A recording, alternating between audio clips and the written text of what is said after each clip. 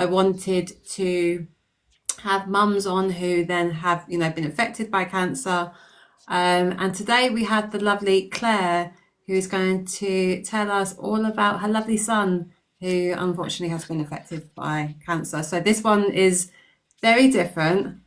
I don't know how it's going to go because obviously I'm a mum and I might cry. I don't know. I'm just, I might cry. I mean, I it tends know. to. I did an episode of my podcast earlier on in the week, and I was talking about something, and it just, Mm, you don't know when it's going to come out. It's almost yeah, quite cathartic sometimes. It's been like quite healing writing the book and trying to work on resources to help. What I find is I started off doing it for parents that's been right. touched by cancer, whether you've been diagnosed or not. They're being drawn in. It just kind of almost applies to if your life has been touched. Um, but it comes out. It comes out. It doesn't matter like when I'm talking about it. Sometimes it surprises me. Mm, Um, but Jacob is 15 now, but he was diagnosed with a rare form of bone cancer. So bone cancer in children is rare. His so it's almost like rare within rare within rare. So it's there's only 800 ever known cases of this particular type of cancer. Um, and he was diagnosed September 2022. So we're coming up to the third anniversary. mm, Um, we and then again in September always tends to make me nervous because in September 2 years ago we were told he's incurable. So it is quite hard as a. It's all right when it's you, but when it's a mm. child, it's even. I mean, no child should be going through No it. person should ever No, have to go through no. it. It's just that that's the one thing I struggle with. Um, you can hold the world in the palm of your hand now, and cancer still exists. And I think that's, one of the things I struggle to come to terms with. But um, so the day he was diagnosed, it had been going on for a while. And we kept being told, so he had a lump on his pelvis. I was gonna say, how did it all come about then? So we went to Disney World in the August, but for at least 6 months prior to that, maybe longer, he'd Mm, had a lump growing on his pelvis, okay. just behind his hip socket on the left hand side. And I kept saying, it's not right. The pain would be sporadic, it would be on and off, it wouldn't be constant, and there wouldn't be any kind of pattern or warning to it. Um, and doctors kept saying it's puberty, he'll grow out of it, it's nothing to worry about. But then when we took him to Disney, there were a couple of things. So he ran to get out of a rainstorm and he was in a wheelchair the next day. He was in so much pain he couldn't move. Then the pain disappeared. And then the following week we were at one of the Disney water parks and someone swam into his left hip that day. He was in a wheelchair the next day. And I said to him, if we hadn't have been in the States, I would have taken him to A&E Yeah. there and then. Um, and eventually, in the September, it did reoccur. I showed it. For some reason, my in-laws had never seen the lump, and it was the look on my father-in-law's face when Jacob actually showed it to him, and I knew I wasn't imagining it. Um, and so I took him to A&E, and I remember the woman saying to me, "There's a couple of things that this could be. The most likely thing is it's cancer." Um, and he was in another room. I remember walking back, and he was just eating a vending machine sandwich because we'd been there all day. And his words, I'll never forget his words. He looked at me and he went, "What are you looking at me like that for? I'm not dying." Mhm.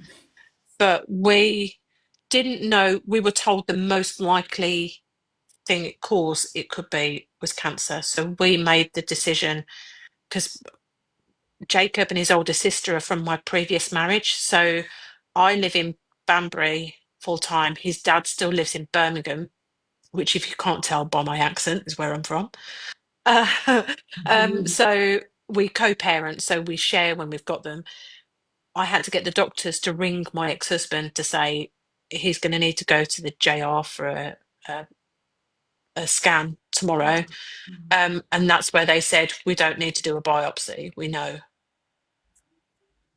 what this is. Um, but they then said to me, we're confident we can make him better.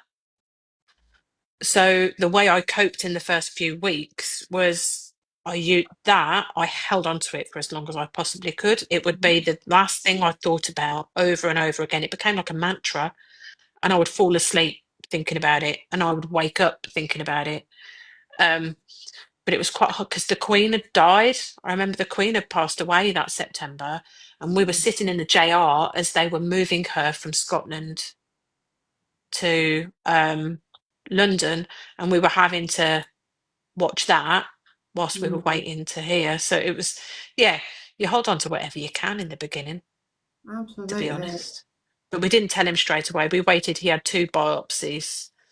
Um, and so by the time we were officially told that he had cancer and what it was, we already had like an oncology team behind us to help us tell him. But we didn't want to tell him straight away. We wanted him to be as normal as he possibly could be until the last minute. But I think he knew. I He mean, knew before we told him. how do you even tell a child? I don't even know the words. You have to almost balance. Um, you need to get your head around it first Yeah. so that you can then focus on the facts. I think that's kind of what we tried to do. We focused on, um, they've said it's this, you know, they're going to do everything that they possibly can. And so we stuck to it. But luckily he was older, so he was 12, nearly 13 at that point. Mm. So you can almost have not a grown-up conversation about it, but you can stick Yeah. to the facts better than when they're little. Yeah. Um, so but what we did do was that we spoke to the oncology team first. We spoke to his doctor. We spoke to so I think they're not called click sergeants anymore, but the Teenage Cancer Trust were brilliant. And we kind of had like a team around us so that, and we did it during an appointment with his doctor, so that if we got anything wrong or we were steering it in the wrong direction, they could almost course correct for us. Because sad, the worst thing about the situation is that they do this all the time, Mm. you know. But they kind of helped us, and he's just been brilliant. He's just been brilliant with it. Like he's never. I've written some notes down, and I've put he's never said why me. He's never said it's not fair. He's never said, he's never taken it out on anybody. Um, the way he's been, just it's my perspective that people that have to fight against cancer represent the best part of being human. Absolutely. I think, you're Absolutely. tested within an inch of Yeah. you, and beyond. And I've not met one person that's not handled it like, they're a testament. If we didn't have cancer and we all had the ability to be like that without cancer being a part of Mm. our lives, the world would be so much better. No, it Because would. People would be grateful. yeah, you like silver linings. Like Yeah. sometimes before cancer, it probably wouldn't have been a silver lining, but it is now. Yeah. Um, but yeah, so it's just he's handled it in his way. He doesn't talk about it very often, but that's almost what the book has done. He's helped me with throughout, start to finish. When I said I'm going to finish it, he's helped me with. I've got illustrations in it. That was his idea, and the wave on the back, and input in terms of what else happened while we were in like chemo, and he'd come up with, oh, this happened, oh yeah. So he's almost been a part of that healing journey I as was going well. to It's helped say, us talk about it. has he done the illustrations? No, I did. So what happened Okay. was I got a sketchbook and some pens, and he went, what have you got them for? And I went, I was thinking about just putting a little doodle just above the chapters. And so between every other chapter, there's something from either a child's story or I've got a counsellor in there, and our like the oncologist has put something in. And I said, and he said, what for all of them, even the bits in between? I said, no, no, just for the chapters. And he went, that's just going to set off my autism, mum. Sorry, you're going to have to do one for everything. And so I ended up drawing about 24 different Oh my um, God. illustrations for it. And he went, I want a wave on the back of the book. That was him. So, That's brilliant. I was going to say, where did Weather in the Storm come from? Was that from him? well, it's an analogy I think I've always used both as a like someone that works in school and someone that like as a parent. I've always used the analogy of being a lighthouse because it's my Mm, job to just guide. It's not my job to force, but it's my job to almost be that fixed point of reference for students or for my children. Um, and that's almost the analogy kind of came from there where I thought actually the other thing I do say is that I know that there's a storm on the horizon, but I'm not going to spend the rest of my time with him looking at it. no. And that's kind of where the name for the book came from. Yeah. And it's like nautical related drawings in the book, and there's a lighthouse on absolutely everything I send out. It's not mental, but it's just the best way I can describe what I'm trying to do. I'm not here to push anything.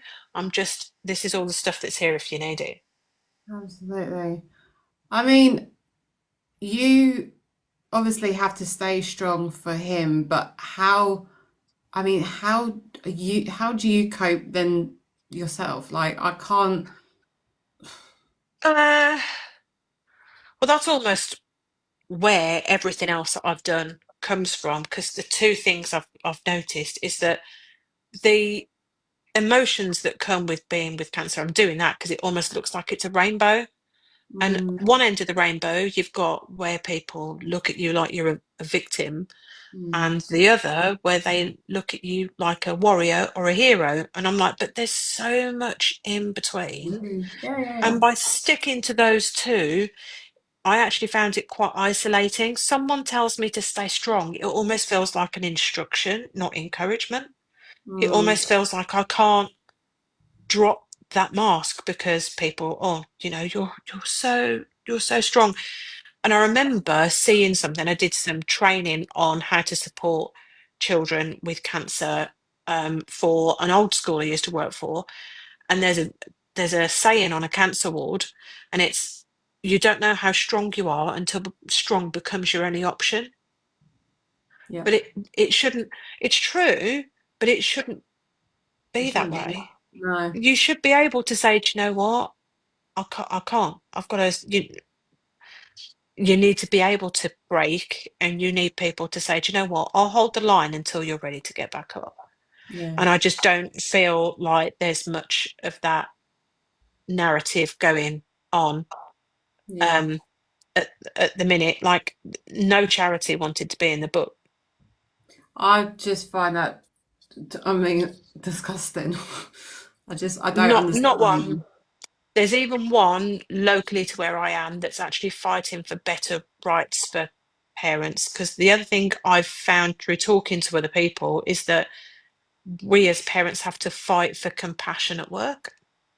Mm, So even though you are so disabled by association, so once a child gets a cancer diagnosis, that's it, they're classed as disabled, and that as their parent, you are disabled by association. Even then, you have to sometimes, some parents have to like, remind their employers of that. mm, Um, and there's a charity that are fighting for better rights. Not even they responded, because, and I think some of it is to do with if you put something empowering on the TV, I mm. don't think many people would donate. No. which is sad. We need, and it's a double-edged sword. I want there to be a cure. I don't want anybody to, No. but then I don't want anybody to go through this on their own. No. So what do we do? Well, maybe just some quiet resources in the back to help you when you do feel like falling apart, and no one needs to know about it. It's But just, it's, yeah, yeah, yeah. you are kind of expected to Yeah. carry on. And whilst you do find the strength, because you can't drop the ball. Um, the one piece of advice I was given at the beginning was don't don't hide your tears from your child. Mm. Don't hide them. So a friend of mine, her son has survived leukemia. He's been in remission for a long while now. Mm. And that was the first piece of advice she gave me. She said, "Do you need to cry? You cry in front of them. They need to see it. It's not going to scare them in comparison to what they're going through. They're not going to take it on, but they need to know. Otherwise, they're going to think it doesn't bother you." Yeah. And so I've always been quite honest. But the one thing Jacob has said is that he said it to his sister. Unfortunately, his sister's a bit of a blabbermouth, so she told me. And the one thing he doesn't want me to do is to be crying and stroking his face towards the end, because that's just not who we are. Mm. But it's just, who knows what's coming. I you know mean, how do you think like this has changed like you and like changed your relationship with Jacob? um I am in no way the same person as I was before. Absolutely. I was saying to my husband yesterday, I don't actually think I recognise myself in comparison to when I started the book, let alone when Jacob was first diagnosed. Mm. Um,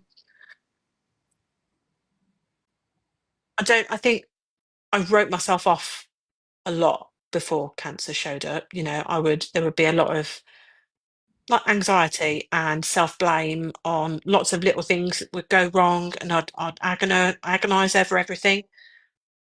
I don't sweat the small stuff anymore. Mm. It definitely helps to put things in perspective, Mm. because um it's not important. No. um and the Jacob and I have always been close. So he's my second born. Not a typical middle child. He would have been if cancer hadn't shown up, but he and I have always been close anyway. But I say he's never said it's not fair. He's only ever said it once, and he said it to me. And it's like he's got every flipping right to say it. Yeah, no, I mean, the way I try and explain it is that it took his childhood, it took his leg, it took his dignity. Like moving into a cancer ward is almost the same as moving onto a maternity ward. There might as well be a bucket by the door that says, "Leave your dignity here," Mm. because you don't ever get it back. Um, and he's taken it all on. He's lost so much, and he's only ever said it's not fair once. That's it. He hasn't said anything else. He never takes it out on anybody. He has days where he's quiet, but he Mm. doesn't have. If he has low mental health days, which he is perfectly entitled to, I wouldn't. I would know, and to my knowledge, he hasn't. He just kind of processes everything internally. If he needs to discuss it, it will come out just in conversation. Um, but it was while he was waiting for the appointment where he only had a couple of rounds of chemo. They knew that they would have to take the leg. They knew from the beginning, and chemo was almost like a tick box. And as we were going to the appointment where they told us the leg had to go, he was sitting on the stairs waiting for the taxi, and we kind of asked him if he's all right, and he said, "Well, if I'm going to die, I'm going to die." He made his peace with it months into the journey, and then at the appointment, when I made a joke, I kind of said, "Are you okay?" And he went, "Yeah."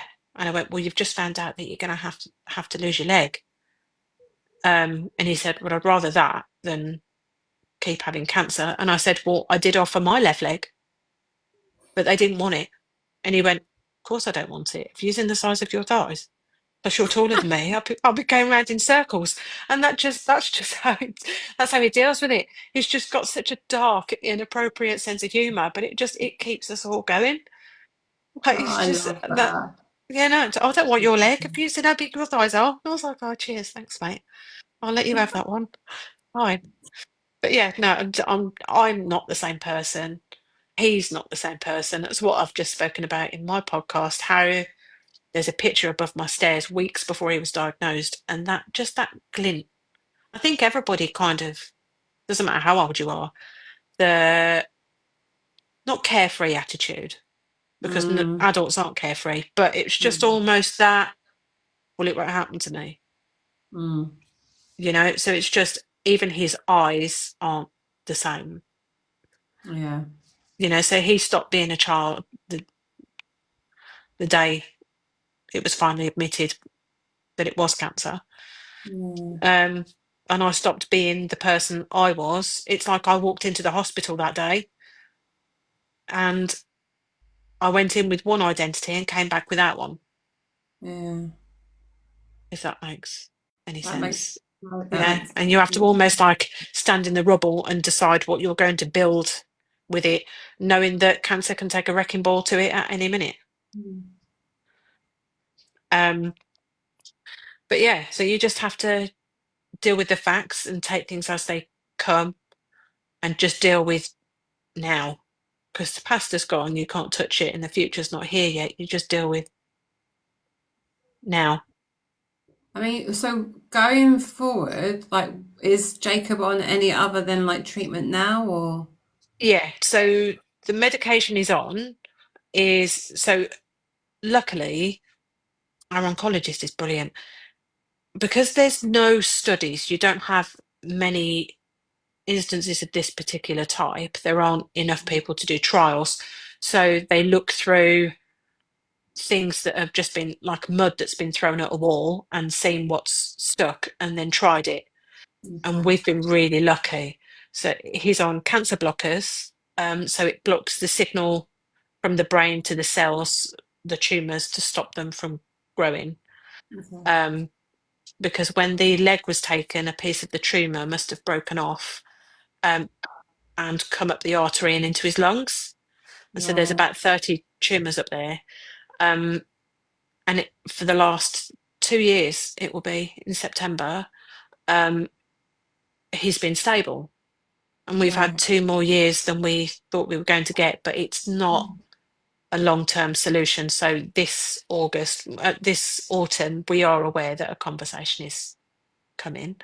But we've been really lucky, really, really lucky.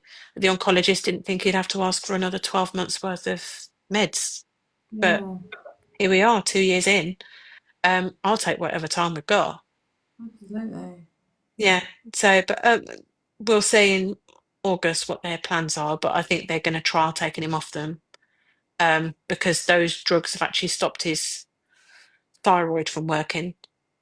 Oh, Um, yeah. So we had an instance where they thought his kidneys weren't working, and that was in March, and he put weight on. Yeah, he put weight on, and he was quite full in the face. I thought he'd had an allergic reaction. He was quite puffy. Turns out it's like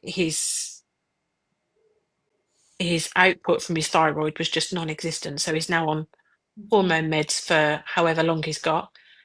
But Jacob being Jacob, right up to when he was taken in for what they thought was a kidney issue, he was lifting above his body weight in the gym. So, so it was like, so you shouldn't even be able to stand up right now. And he went, "Are you kidding me? I was lifting 50 kilograms in the gym this week." I'm Oh just my like, the kid just God. don't stop. Just don't stop. It's just like, well, what's the point? What's the point? I'll stop when I'm gone. I'm not Yeah. stopping. I'm not stopping Have now. they, have they, I was just thinking, have they said to you about immunotherapy? No, they haven't. I thought they were going to, but they haven't brought up immunotherapy. I thought that would have been Yeah, because one of the steps. I interviewed someone last week who she has terminal bowel cancer and she was on chemo, and chemo, it was just now not, it was actually making her worse, and she then went on to immunotherapy, and that's way better, and she doesn't get any then real side effects from it. So I have been thinking about bringing it up. The message we kind of got 2 years ago when we heard, see, this is the difference between perspectives. So his dad heard the word incurable and saw the word incurable and terminal as interchangeable. Mm, Whereas I said medically incurable is different to terminal. We've not heard the word terminal yet, and I'll deal with it when I do. But mm, he's dealing with it as though that's already been said. It's almost like he's mm, bracing him. He's already bracing. He got in touch with Make a Wish, and there's all these kind of experiences to the point where he's run out of experiences mm, because they were all done when he heard the word incurable, because that's how his dad deals it. But mm, when we had that conversation, they kind of said, we said, is it a case of money, or is it doesn't matter how much money we throw at this thing? Um, and the doctor kind of said, well, it's the latter. Doesn't matter what we throw at this. Um, we'll trial him on this drug and see what happens. And we've just been really lucky mm. um, that he's still here and able to roast me. I mean, I'd get a total roasting if he was here today for me outfit choice. What are you wearing a jumper for? It's 24 degrees out there. Mental. What's the matter with you? But it's all fair game because I call him the one-legged wonder. So it's, I give as good I, as I take. I It's love okay. that. I do love that. I mean, what would you say then if anyone is watching this and they've just been told that their child has cancer? Like, what would you like advice would you give them? Um, I would probably say a couple of things because I'm a chatterbox. The first one would be don't Google it. Do not Google it. Don't go to Google. Best piece of advice, and that came from my friend. And she's because I spoke to her beforehand, and she said, if you need to Google anything, you text it to me and I will Google and I will tell you what you need to know. Do not go Mm, anywhere near the internet because all you'll do is go over the stats. You go through survival rates, mm, that's fine, but you're going to wonder which bracket your child sits in. So do not Google it. The next thing I would say is it's not your fault. mm, Not your fault. And do not go over because I would the one thing I did go through myself is I wish I would have pushed. I wish I would have pushed sooner. If I would have pushed sooner, would he still have his leg and would the tumour still be there? Don't do that. Don't overanalyze what could have been. Don't mm, agonize over how you got here. And it's not a reflection of your failure as a parent. It's not. So we were just told it's not genetics, it's just bad luck. It's just the way the cells have mutated as he's grown, and we are where we are. Um, but the final thing I would probably say is that you are, and it goes for whether it's you as an adult or you as a parent and your child's battling cancer, you are the biggest advocate both for yourself and for your child. Don't sit on it, speak up. yeah, Don't absolutely. because so like you said about the immunotherapy, that's just given me a kick up the backside. So yeah, no, I am going to have to. I've been sitting on that question for a while, and I shouldn't be Exactly. because it could be the one thing that's buying him time. Exactly. If you can't advocate for yourself or for your child, whoever it is, Who's then gonna? no one else. Exactly. So yeah, that's probably what I would say. But don't set up camp in the shoulda, coulda, woulda. Like, don't, because that's not going to solve anything. Deal with now, deal with what is, and get someone you trust to Google if you absolutely have to. Yeah, that's the thing. Google is literally the worst Oh, thing. yeah, no. Um, how has Jacob then inspired you throughout all of this? Oh, Because he just sounds amazing. do you know what? And the thing is, he, whilst he's helped me with the book, and I've always said you won't be my poster boy for pity. That's just Mm. not what we're about as a family. Um, he still struggles with, like, the fact that I was in the Banbury Guardian a couple of weeks ago. Um, I had to I had to warn him first because his picture was in it. Any kind of The way he is do not give me compliments for not having a choice. Don't tell me, oh, you're so strong. I have to. Oh, Yeah. it's like we go into the supermarket, and people look for where the left leg is. Because he doesn't use a wheelchair, so it's quite obvious. Um, Sometimes I will get annoyed and I will kind of almost say, it's not going to grow back if you keep staring. Mm. And he will go, Mum, stop, just stop, because it's just let him do whatever they're going to do. He's just so laid back, but he doesn't take any credit for something he should be doing anyway. Mm. He Don't ever tell him he can't do something. I made the mistake once of saying, I'm going to throw your bike out. I'm going to throw your bike out. And he went, why?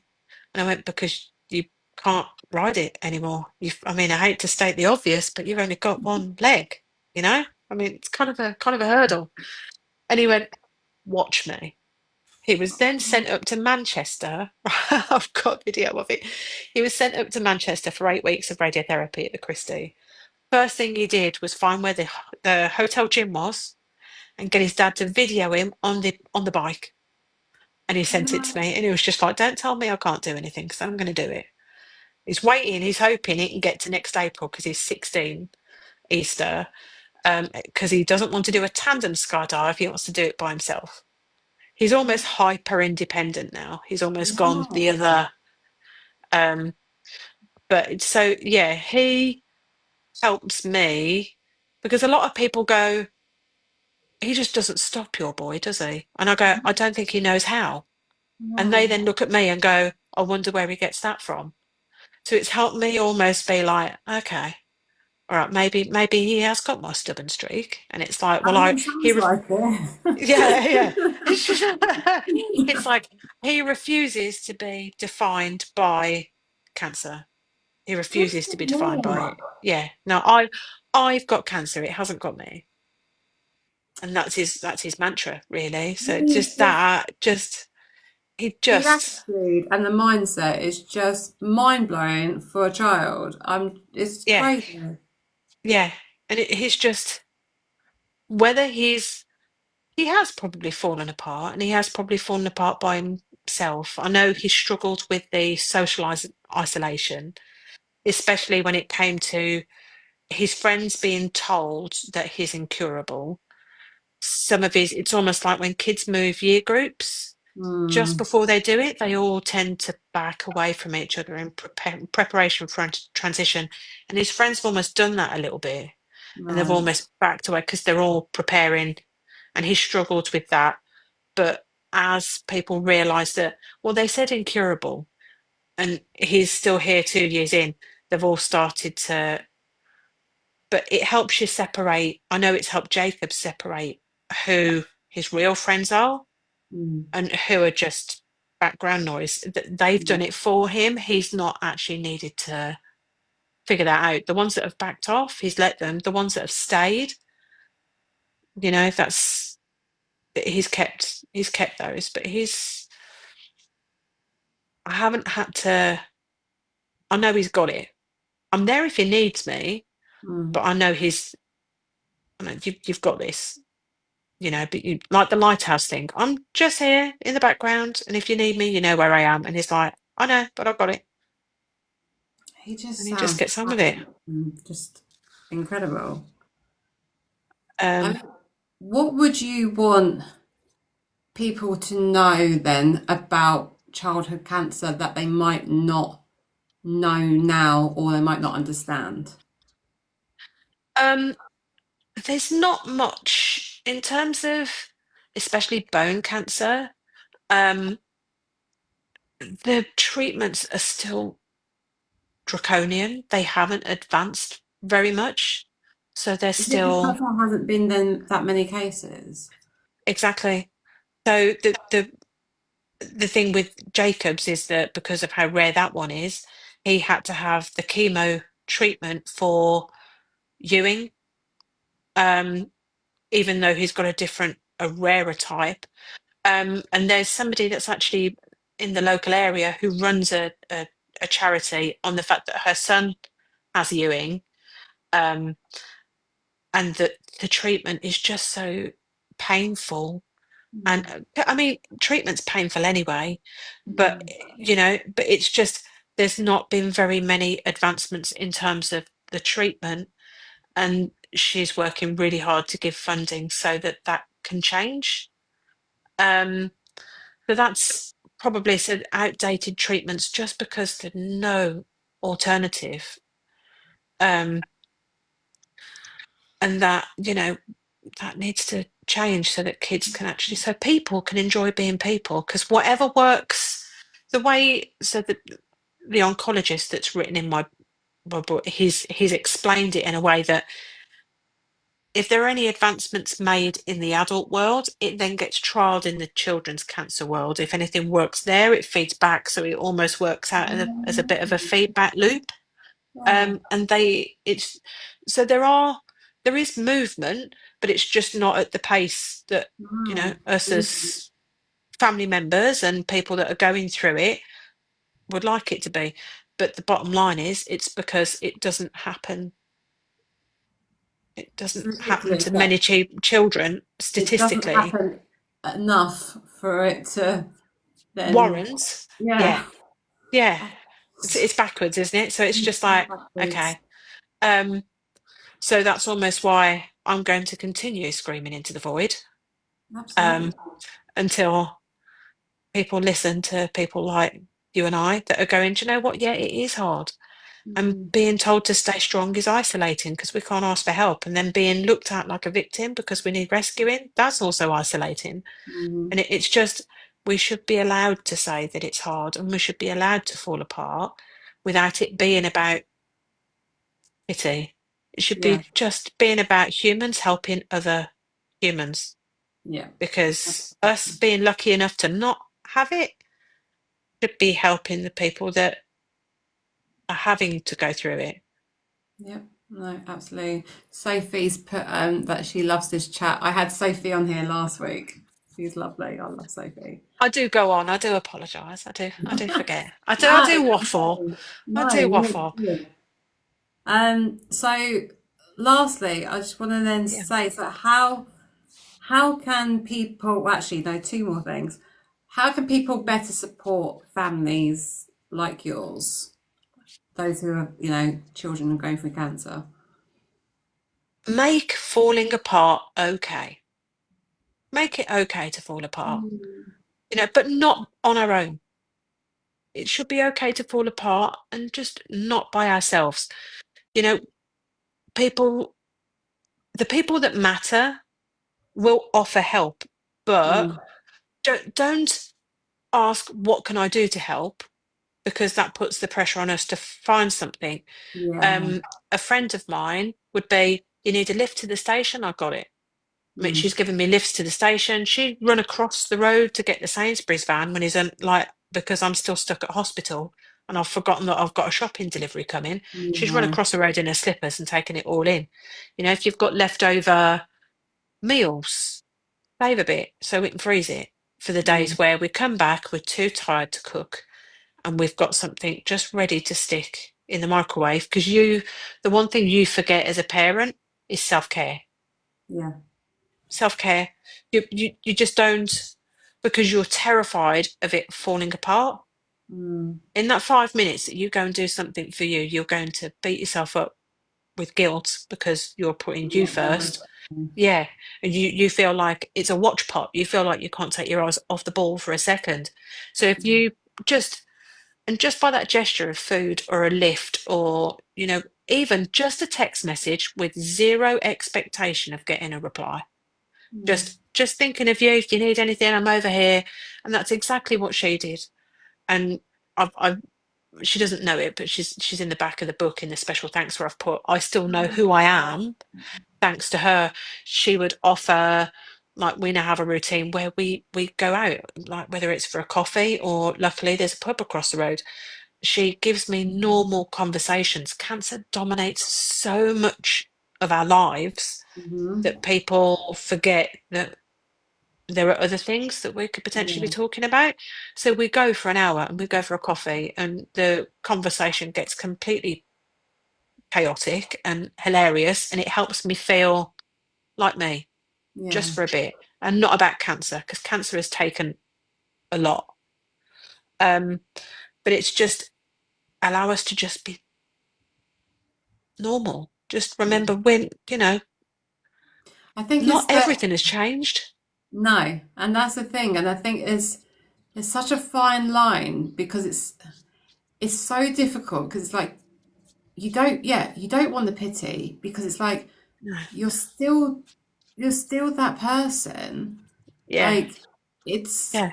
you can't catch it by talking to me, and it's like When they cross the road, or it's like somebody oh, once said to me, I hope you know that I'm thinking about you. I don't say it to you, but I hope you can feel the wishes that I'm sending out to you. And I'm like, listen, if I knew what people were thinking, I mean, well, I would get out of bed, but if I could do that, I could probably predict lottery numbers. And if I could predict the lottery numbers, I would be sitting on an island somewhere, sipping a margarita, and someone is feeding me grapes. Please don't, like, I can't pick up on your vibe from across the room. It's very insane. simple. Yeah, can we not? Just if you just or there's the ones that don't know what to say, so they cross the road, Yeah. or they take the long way. What I noticed was at my where I was working at the time, people would take the long way round so that they Mm, didn't have to come face to face with me because they didn't know what to say. There were the mm, ones where I've known her 30 years. We met at secondary school, and she texts, and when she doesn't know what to say, she actually says it. I don't know what to say, or I don't have the words. then that's And honest, and that's good. but Like you I prefer appreciate that, that. I prefer yeah. that because my response is usually, well, unless the cure for cancer is sitting in whatever you're going to say next, there isn't anything you can say to me. And No, that's absolutely fine because I yeah, didn't know what to say in the beginning. yeah, Or the ones that get it and they look you straight in the eyes and go, it's crap. yeah, And I'm here, you know, yeah. you name it, I'll be there and I'm not going anywhere. And Mm, and those people stay with you, I think, even long after. I would like to think. I mean, we're not out of when we're still in the battle, but I mm, know there are some people that won't be going anywhere. Um, so yeah, no, it's just allow us to fall apart. Don't ask us if you want to help. Offer something. Don't ask us what you no, can do, and just allow us to just have a conversation that doesn't revolve around cancer. yeah, I don't even care if what was on EastEnders last night, as long as it's not. We have a game where we're like, "Oh, I've got something to tell you on the telly," and we're like, "I bet it's cancer. I bet it's cancer," and we call it. We're like, "There it is. There it is." Because it's always a storyline. You can't escape from it. So at least if I go out and I'm in control of the narrative, at least then you can make it not about that. Because not yeah. even Jacob talks about cancer all the time, and he's got it. It's just Yeah, yeah. So yeah, lastly, I just yeah. want Go on. to just give you a quick go at plugging your book, basically. Oh, oh, thank you very much. Why not? I've been working very hard on this new website. I tell you what, it Well, took that's me took all. me Tell us all. weeks. But I finally, before the website was a different web address and it was confusing. So it's now actually just the same as it is on here. So it's www.weatheringcancerstorm.com. Okay. Um, and that's where everything is. The free printable resources are right at the top. I am soft launching. So the idea is when you first hear the words cancer, you're still reeling from the fact that life as it was before doesn't exist and you don't know what life now looks like. And all Hmm. of a sudden, people are throwing information at you. They, are trying to give you blood test results and appointments are coming up. because you're the gatekeeper or the personal assistant. You're not mum anymore. You're the one that's in charge of the diary. Overwhelmed. Yeah. Yeah. And then this is the number you ring for this is the number you ring for that. So the idea behind the app is that there are so many pieces of information you need to keep track of, including questions, because they don't come while you're sitting in the appointment room. They come while you're washing up or, you know. Yeah. So that's the idea of our lives are on our phones. And whilst I've done a booklet that people can buy, this is a free app I'm launching at the minute just to test it out and see if people find it useful. And it's where you keep the blood test results and the appointments and the questions and the numbers so that you can just keep it in one place. But at the minute, it's like a website based app. So you have to put a link in. So if Okay. anybody wants it, if they message me, I'll send it to them and they I can mean, trial that it for sounds free. really good to just have everything all in the one One place. Like, place. just And then there's going to organized. be two more. I'm planning two more. So the next one is one that's just for whoever's going through it. It says it's for parents, but it doesn't have to be just for parents. So it's things like your to-do lists, if you or your shopping list. Or I find looking at things that are normal help Mm, me feel normal. Like I mm, still have to, whether cancer's here or not, I've still got to load my dishwasher and I've still got to do a Sainsbury's shop. And it just reminds me of normality. Cancer yeah. hasn't taken everything. That one, and there's breathing. So there's grounding, breathing techniques for when you're having one of those moments where you're frightened that you're going to fall apart Mm, and you're almost fighting it. That will help you you can fall apart, but you're going to put yourself back together again. Don't live there and set yeah. up camp there. Get yourself back up. That one's more of a self-care, mental health kind of side of it. And then hopefully, he says, Um, there are lots of little children in oncology waiting rooms, and how do you explain it to them? So I was just trying to find a way of creating some sort of cancer oncology child related game that's off the Okay. Wi-Fi that kids can potentially use. That's not Roblox. That's going to cost you. I mean, I'm sick of putting money on. If I hear, can I have money for Roblox one more time? Summer holidays haven't even started yet. And I've heard it three Right. times this week, and I'm like, enough. Because if my youngest says it, Jacob hears it, and Jacob has expensive taste. So it's just, I have to do damage limitation. I'm like, don't say it in his earshot. Don't say it, because he'll I say 20 can't. quid. Don't. I can't keep up Cannot with it. stand it. But it's My just, daughter plays this weird game where you dress up and I can't even. I think I know the one you mean. Yeah. Yeah, I It's, can't think it's, what it's called, it's and not, it's not Royal High. I know, I and can't. people vote on their outfits. Yeah, Yeah, and it's yeah. ridiculous. And then she says to me, "Oh, does this look like this?" And I'm like, "What the?" What? Do you know what? I've had college age students, and I'm sitting there covering a lesson, and they're all going, well, are you going to vote or what? Are you going to vote? Miss, are you going to join? And I'm like, what are you not Yeah, doing? Because you're supposed to be working. And they're all like, well, we're not. We're all voting on each other's outfits. And I'm like, someone's going to have to explain to me what on earth is going on in here. And it's just, yeah. yeah. Sophie said hers used to play that. It's I ridiculous. just can't Oh keep my up. I can't keep God. up.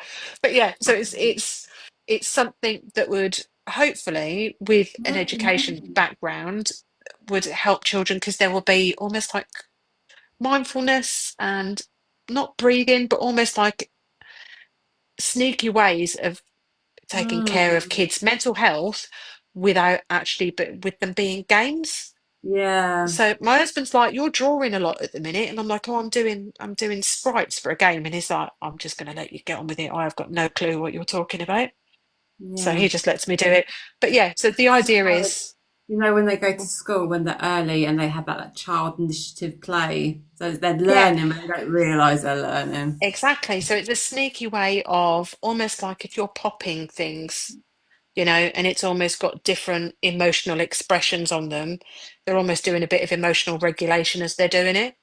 Yeah, So it's just a way of just because you can't explain to a 2-year-old why they're still waiting. no, And so if you've got a way of potentially buying yourself some time, yeah. I made an activity book. I can't remember the last time I saw a child with an activity book. So it needs to go digitally. So I'm working on those other two. Um, but it's just, I'm trying to cover all the bases based on what we've been through or what I've seen so that Mm. you can pick and mix what you need.